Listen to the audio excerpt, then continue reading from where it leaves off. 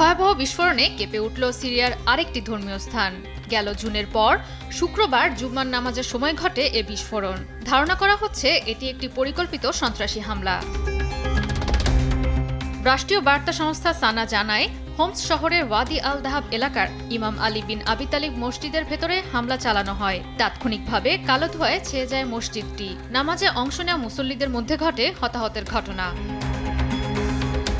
প্রাথমিক তদন্তে জানা গেছে, মসজিদের ভেতর আগে থেকেই পুঁতে রাখা বিস্ফোরক ডিভাইস থেকে বিস্ফোরণটি ঘটে। নিরাপত্তা বেষ্টনীতে ঘিরে ফেলা হয়েছে মসজিদের চারপাশ। হামলাকারীদের শনাক্ত করতে তদন্ত ও প্রমাণ সংগ্রহ করছে প্রশাসন। বিস্ফোরণের পর সংখ্যালঘু আলাউই সম্প্রদায় অধ্যুষিত এলাকায় চরম আতঙ্ক ও বিশৃঙ্খলা সৃষ্টি হয়। এতে করে সংখ্যালঘু সম্প্রদায়গুলোর নিরাপত্তা নিয়ে নতুন করে উদ্বেগ দেখা দিয়েছে।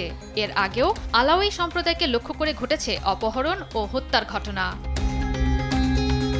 জয়া সরকার, নিউজ ডেস্ক, দেশ টিভি।